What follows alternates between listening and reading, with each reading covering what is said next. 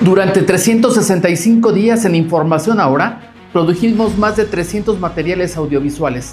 Realizamos reportajes, entrevistas y cápsulas editoriales con un solo objetivo: visibilizar los problemas de una ciudad pujante, dinámica y radiante, pero atravesada por contrastes profundos que pocas veces se muestran.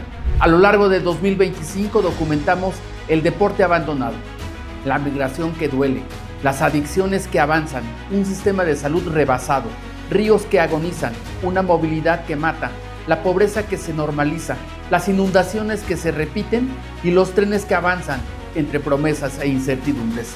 A estos temas se sumó el proyecto del Batán, que terminó por exhibirse como un fracaso gubernamental, y el fenómeno inmobiliario, donde tras documentar más de una docena de casos, la conclusión es clara: nadie lo regula. Y peor aún, parece que a nadie le interesa hacerlo. También dimos seguimiento a la elección del Poder Judicial, un proceso inédito que analizamos desde su origen hasta su desenlace, evidenciando sus vacíos, tensiones y consecuencias para la justicia en Querétaro. Cada temporada confirmó lo mismo: los problemas no son inevitables, son consecuencias de decisiones públicas o de su ausencia. Y mientras no se asuman con seriedad, transparencia, visión de largo plazo, seguirán marcando la vida cotidiana de miles de personas.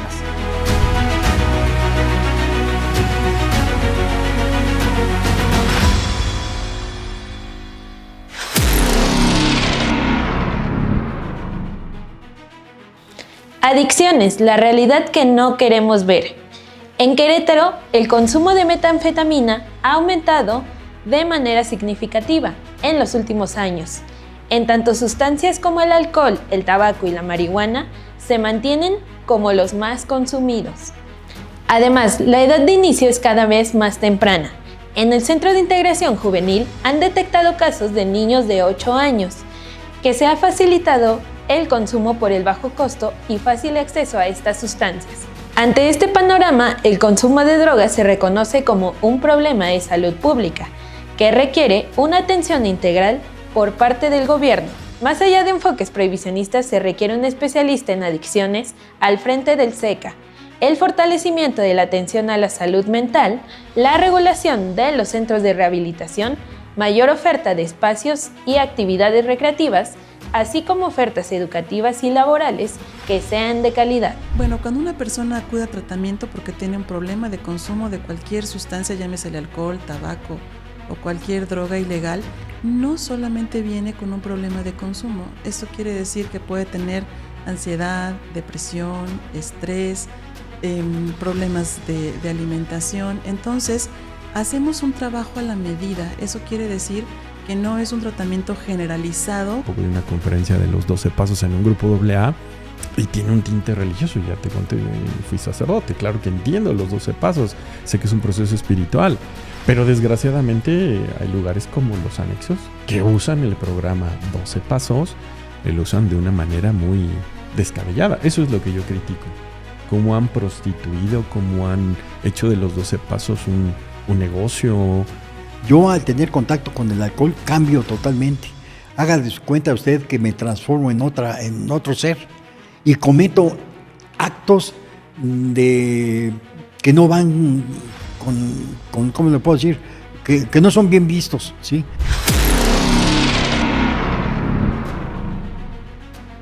En este año también se habló sobre el fenómeno social de la pobreza, y el debate se centró en que esto no es un problema que se puede resolver de un día para otro, más bien requiere de acciones y políticas públicas enfocadas en reducir este sector de la población, como menciona una académica de la UAC, Karen Muñoz.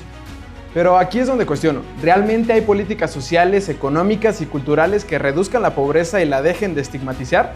¿O en realidad las administraciones públicas solo buscan dar dinero y objetos con el fin de conseguir votos electorales, lo cual provoca que este problema se vuelva algo natural y permisivo? Pero ciertamente no vivimos en una sociedad igualitaria, no vivimos en una sociedad justa, las desigualdades persisten y me parece que el tema de erradicar la pobreza se vuelve complejo, es por supuesto utópico y me parece que dadas las condiciones que tenemos, tal cual está el mundo diseñado, el proyecto de la modernidad como se ha implementado, resulta sumamente complejo. es que no existe una política social del Estado Querétaro. Yo siento que es una política de dádivas nada más, ¿sí? Antinacos, calentadores o demás, pero no hay el interés de sacarlos del estado de marginación en el que están, del estado de pobreza. Sería ideal que hubiera acciones desde la ciudadanía y acciones desde el Estado, ¿no? Es un tema tan complejo que tal vez así podría tener un impacto mayor, ¿no? ¿De qué calidad es la salud en Querétaro? Los recursos destinados al sector salud, tanto a nivel federal como a nivel estatal, son insuficientes frente a la demanda de atención, los insumos requeridos y los salarios del personal médico y de enfermería. Una parte importante del personal trabaja por contrato y las plazas de base solo se liberan por jubilación o por baja, mientras que se estima que en el sector salud aproximadamente se ganan 1,000 pesos al día por un trabajo de 8 horas y que un doctor del sector privado gana en promedio 1,000 pesos por consulta. Esta situación provoca deficiencias en la atención médica y el abasto de medicamentos, especialmente en comunidades alejadas de municipios como Tolimán, Peñamiller y Colón, entre otros. También se suman las negligencias médicas, como el caso de Alexander o Chuchito, que, aunque familiares siguen los procesos legales, pasan los años y no se alcanza la justicia esperada. El tema fue que se les pasa la dosis de la anestesia. El niño, esta sobredosis de anestesia que fue fentanilo, le provoca al niño un paro cardíaco. No se dan cuenta porque ni el hospital ni las personas del hospital estaban capacitadas para atender una emergencia. Entonces se tardan en hacer la reanimación a mi hijo y eso es lo que ocasiona que el niño haya resultado con un daño muy grave. La fiscalía tuvimos que meter 2 demandas, una penal ante quien resulte responsable y la segunda fue hacia el hospital, que es una demanda civil. El anestesiólogo resultó el principal responsable. El gobierno no destina recursos a salud, no le incrementa el presupuesto, no recategoriza a sus empleados, no les paga de acuerdo al ajuste inflacionario, no ve por ellos, vamos, ¿sí? Y eso sí, hay muchas licencias para farmacias de cadena que cada vez son más grandes, ¿verdad? Que cada vez ofrecen más servicios, ya ofrecen vacunas en algunas farmacias, ya ofrecen incluso no médicos generales sino médicos especialistas. Nosotros hemos pugnado o gestionado ante la autoridad que se le reconozca en base a su grado académico el sueldo. Desafortunadamente no hemos tenido eco ante las autoridades correspondientes, pero eso sería de mucha ayuda para los trabajadores del sector salud. Abordamos el tema del deporte, el juego invisible en Querétaro. En los municipios más marginados del estado, documentamos canchas, parques y espacios recreativos en completo abandono. En la zona conurbada del estado, aunque la inversión ha sido millonaria, varias unidades deportivas reflejan falta de mantenimiento y poco interés entre la población. Por su parte, expertas y expertos en la materia coincidieron, hace falta una mayor apuesta de las autoridades estatales y municipales para fomentar, mantener y despegar el deporte en Querétaro. La conclusión fue clara: el deporte en Querétaro ha padecido las decisiones tomadas desde arriba, se ha perdido entre la escasa promoción y se ha quedado rezagado entre el abandono y la indiferencia. Esta serie de reportajes y entrevistas nos recuerdan que el deporte no se trata únicamente de un privilegio o de un espectáculo. El deporte, antes que nada, es una herramienta para la salud y la prevención, algo que al parecer todavía no se asume con seriedad en el Estado. Felifer ahora hizo una secretaría, pero bueno, pues lo que pasa es que hay que dotarle de presupuesto y de programas y de proyectos de ciudad y ubicar al deporte con esa finalidad de poder impulsar a la gente que hace actividad. La complejidad del sistema nacional del deporte mexicano, el entender cuáles son las atribuciones que tiene el Comité Olímpico Mexicano y qué es lo que debe hacer, la CONADE hasta dónde puede intervenir y las federaciones, hace que se genere una expectativa errónea en muchos de los casos y que de ahí se aprovechan muchos dirigentes de federaciones deportivas nacionales, no todos, para aprovechar esos huecos para poder jugar hacia intereses muy específicos que no propiamente son de lo de sus deportistas, sino intereses de los dirigentes en turno. Todos los sueños, o sea, y todo lo que implica el que tú traigas resultados no es fácil. No es fácil sobresalir a nivel nacional. Mi hija fue a nacionales y traía medalla de oro. ¿De qué sirve que tu atleta haga su mayor esfuerzo, que los papás hagan su mayor esfuerzo y que alguien con el dedo decida si sí o si no? O que a mi hija moralmente me la desbarataron, o sea, si mi hija no hubiera tenido su familia, no sé qué hubiera pasado, en serio, sí viví una situación muy complicada, muy de digo, ¿qué me perdí para que esta persona haya hecho tantas cosas en contra de mi hija? O sea, ¿qué me perdí? O sea, ¿qué tipo de ser humano puede ser para causar tanto daño a una niña? Porque era una niña, tenía 17 años.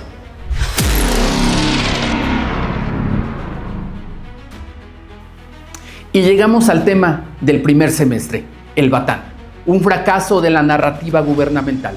Mauricio Curi lanzó el reto de echarlo a andar y terminó fracasando.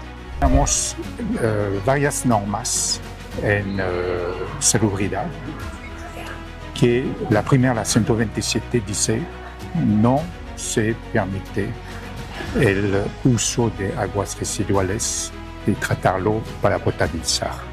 Eso es contundente. Sí. No soy yo que digo que no. Es la ley, es la norma que dice eso. Hay otras opciones. No es el sistema Albatán el correcto. Eso pone en riesgo la salud de las personas que habitamos aquí. Es un no al sistema Albatán, no es un no a atender el problema hídrico del Estado. A ver, nosotros el Batán ya lo dimos por muerto. Si el Batán no se da, ya es responsabilidad y ya saben quiénes, ellos tendrán su responsabilidad. Yo ya hice lo que tenía que hacer. La idea es hacer otro proyecto sustentable económicamente, sustentable técnicamente y que nos pudiera traer agua para los próximos 50 años. En temas del agua nos hicimos la pregunta de por qué nos inundamos y se encontraron varias respuestas.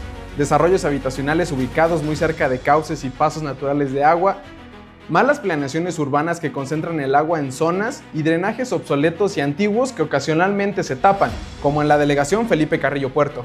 A partir de los antecedentes, es posible asegurar que las inundaciones se pueden prevenir más allá de que ocurran lluvias que nunca se han visto, puesto que la regulación correcta de viviendas y de su construcción por parte de las administraciones públicas es el principal origen de este problema. Otro también puede ser que nuestra infraestructura quedó rebasada. Mira, para diseñar la infraestructura pluvial tenemos normas. Y las normas que nos rigen para diseño pluvial es la norma nacional de la Conagua. Y ahí nos dice que las estructuras se van a diseñar en base a la cantidad de personas que habitan en cierto espacio. Hace 10 años, 15 años, no éramos más de 1 millón de habitantes. Y entonces toda la infraestructura se diseñó para el tamaño de esa población que en ese entonces teníamos. Las colonias que tenían mayor poder adquisitivo y mayor acceso a parques, áreas verdes, tenían unos niveles bastante buenos para absorber la mayoría del agua que se precipita.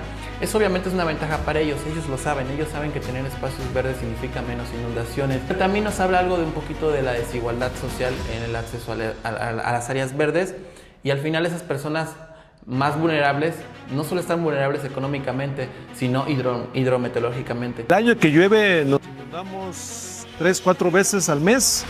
Ya no es una vez, ya es al mes. Si en el mes llovió 4 veces, pues las 4 veces nos inundamos. ¿Ah? Entonces eso también ya nos empezó a afectar demasiado. Y no es que quiera hablar de más, pero es que todo esto se viene ocurriendo a partir de la remodelación de 5 de febrero.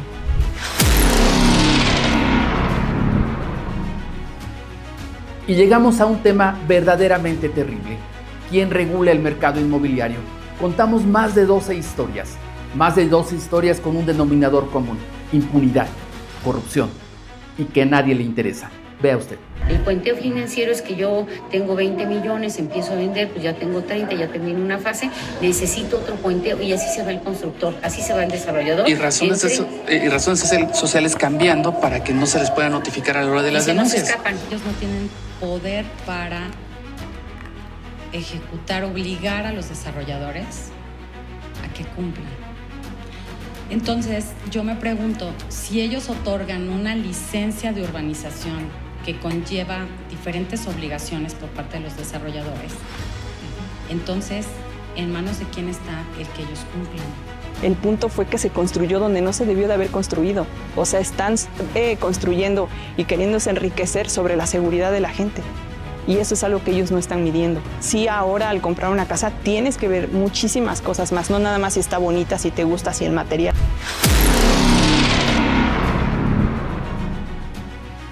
El regreso de Donald Trump al gobierno de Estados Unidos marcó nuevamente la crisis migratoria en México. Las remesas cayeron, las deportaciones se masificaron y los más vulnerables vieron en riesgo su patrimonio. En las primeras semanas del 2025, visitamos la Sierra Gorda queretana y recuperamos una serie de reportajes para conocer las historias de migración, no solo de quienes han vivido en Estados Unidos, sino también de quienes se quedan a recordar y a esperar. Registramos historias de nostalgia, de amor y también de carencias. Elaboramos un recorrido histórico, social y familiar, que nos acercó un poco más a comprender el entramado migratorio de Querétaro. Los testimonios fueron reveladores. No solo es complejo trabajar en otro país, lejos de la familia, sino también extrañar a quienes un día crecieron y se fueron en busca de un sueño. La angustia de recibir malas noticias se presenta a diario, aunque también se presenta la esperanza y la promesa de una mejor vida. Migrar no solo es cosa de una persona, es un asunto que nos compete a todas y a todos, a cualquier nivel de gobierno y a cualquier nivel socioeconómico. Pues yo creo que de conciencia de que uno quiere ir a Estados Unidos, más que nada uno, pues siempre por el hecho de querer salir adelante, más que nada, a irse a Estados Unidos, hacer un patrimonio, más que nada para los hijos, para a veces cuando ya se tiene familia. La falta de oportunidades laborales, no tenemos áreas donde puedan ellos llevar a cabo una actividad que les remunere. Vamos a mencionar un parque industrial o fuentes de trabajo alternativas.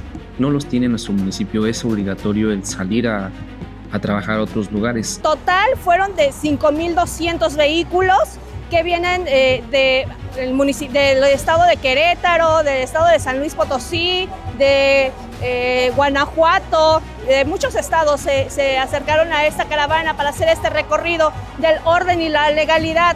Nosotros como municipio de Jalpan de Serra fuimos a apoyar a nuestros migrantes del municipio.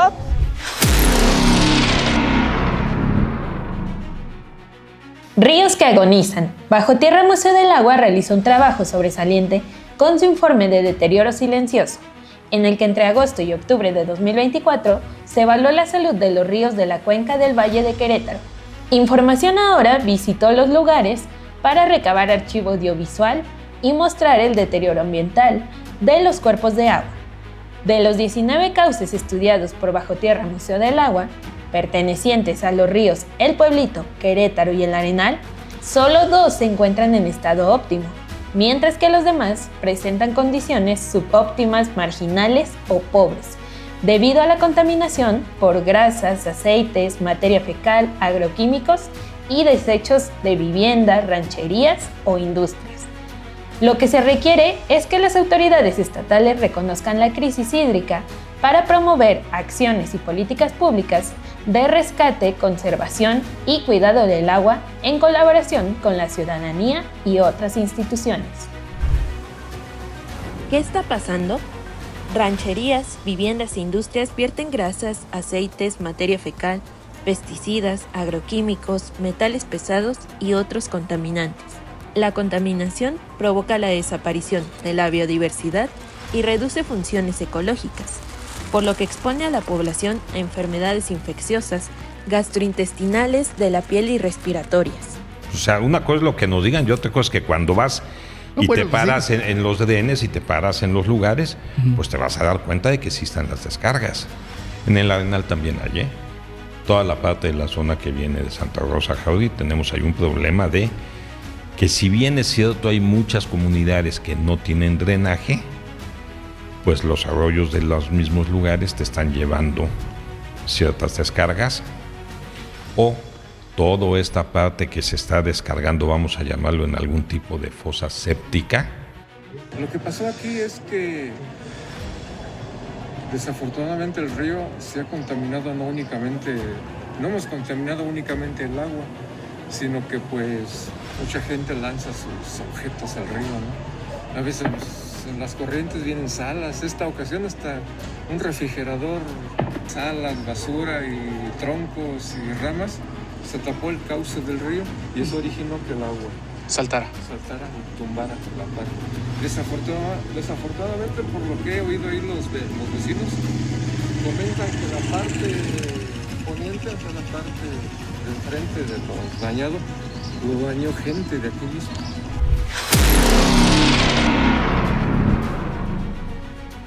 Por último, la información ahora se dio a la tarea de buscar cuáles serían los asentamientos de la reactivación de trenes entre la Ciudad de México y Querétaro. Y lo que se encontró fue una aceptación al proyecto, pero llena de incertidumbre, pues el análisis se centró en la poca información existente sobre los beneficios y las consecuencias de poner este sistema de movilidad.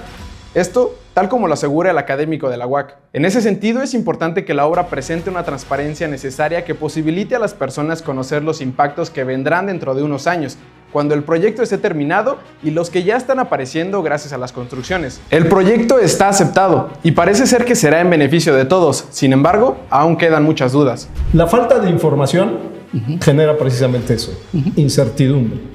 En la medida en que logremos transparentar la información, creo que se generan dos cosas. Por un lado, confianza, y por otro lado, muy importante también esto, corresponsabilidad. Porque en la medida en que la ciudadanía conocemos de qué va la obra, cómo va la obra, pues ya me da cierta tranquilidad, pero además también me vuelve corresponsable en que esa obra, en esas características, efectivamente se ejecute.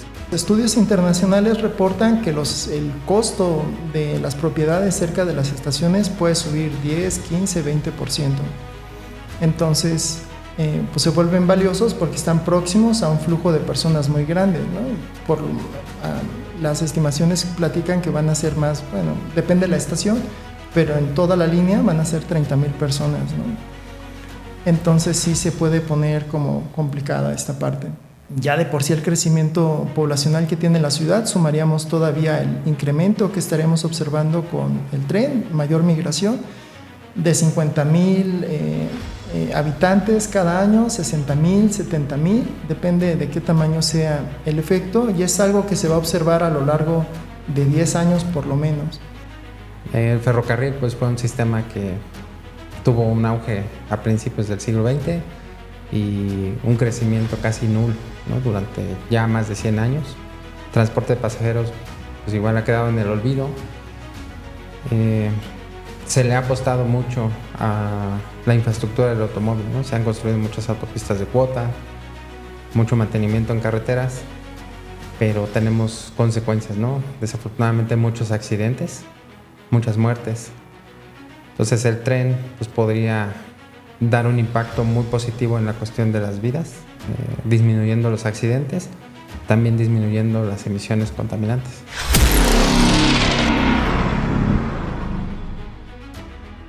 Movilidad. Mitzi García, Martín, Daniel Villarreal y Ulises Torres, los nombres que más resonaron este 2025, luego de que perdieron la vida por negligencia de las autoridades en la falta de reglamentación y vigilancia del cumplimiento, la deficiencia en seguridad vial y la poca inversión en obras públicas para movilidad sostenible.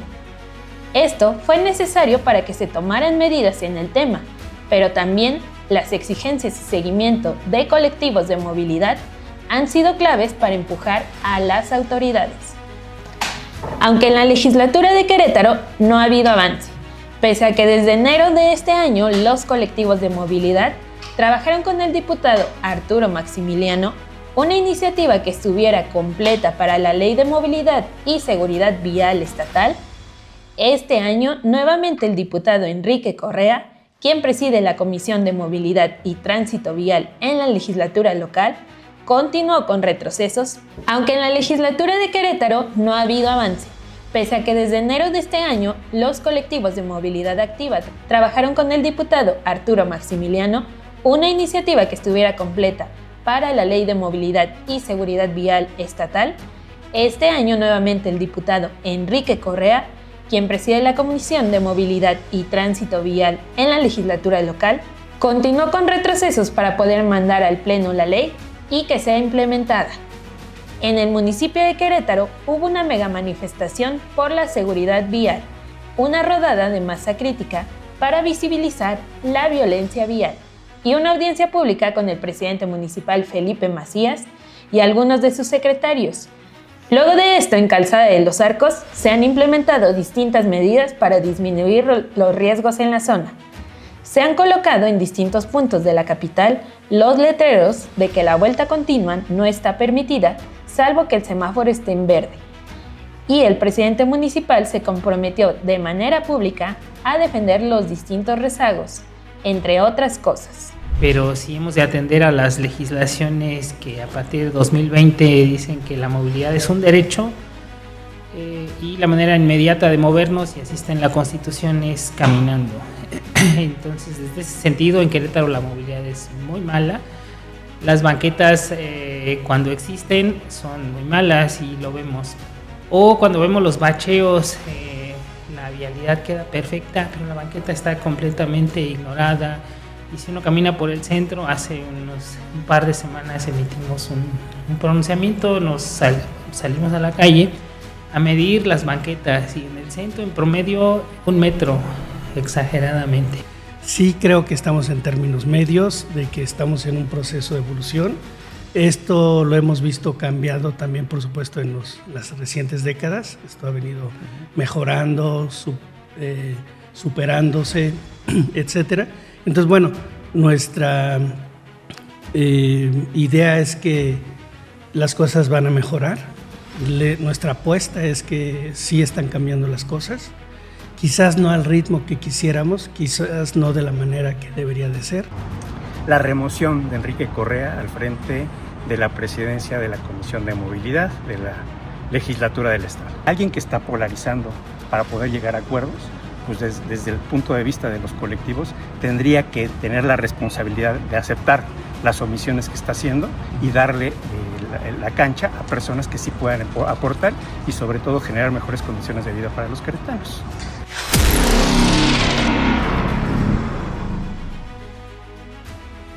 Y quizá una cosa que nos afecta a todos, y cuando digo a todos, es verdaderamente a todos, la elección al Poder Judicial desde su inicio, su proceso y su finalización. ¿Realmente el Poder Judicial y su reforma benefician a todos? Vea usted. Nunca en la historia de nuestro país el pueblo de manera directa había decidido y había tenido el derecho a elegir a jueces, magistrados, ministros. Me parece muy bien el ejercicio que están haciendo. Pues me parece una buena forma porque antes pues nada más se daba como quien dice ahí por dedazo del Poder Judicial, del Ejecutivo. Todos sabemos que hay delincuentes inscritos y aunque muchos estudien, es imposible saber cuántos tienen un sesgo hacia el partido oficial o cuántos están amedrentados por otros poderes e intereses. Me opongo a la captura del Poder Judicial. Me opongo al fin del equilibrio democrático. Este trabajo fue posible gracias al esfuerzo colectivo de Katia Santoyo, Daniel Mena, Fabián Bocanegra, Julio Palacios, Beatriz Gordoa, José Francisco Tobar, María de los Ángeles Muñoz, Dalay Ortiz y Andrés Hernández, así como el acompañamiento consistente y constante de Joaquín, pilar indiscutible de este proyecto. Agradecemos también a todos y a todos los actores políticos, especialistas y ciudadanos que decidieron hablar frente a nuestra Cámara. Este es un proyecto donde lo más importante es escuchar, abrir espacios a las voces diversas y construir contextos desde la realidad. De cara al 2026 queremos hacerlo en conjunto con nuestra audiencia. Los temas no están cerrados, la agenda no es unilateral. ¿Qué debemos investigar? ¿Qué historias faltan? ¿Qué temas te parecen urgentes? Soy Sergio Hernández. Por favor, acompáñanos en este 2026.